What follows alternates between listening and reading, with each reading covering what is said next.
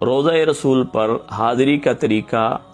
یہ ہے کہ جس نے بھی یہ طریقہ سیکھ لیا اللہ تعالیٰ نے اس کو روضہ رسول پر حاضری کے لیے ضرور بلایا،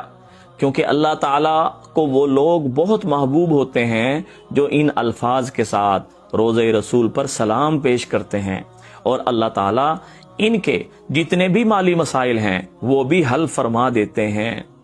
جب آپ روضہ رسول پر حاضر ہو جائیں تو ان الفاظ کے ساتھ اپنا درود حضور صلی اللہ علیہ وسلم کی خدمت میں پیش کریں۔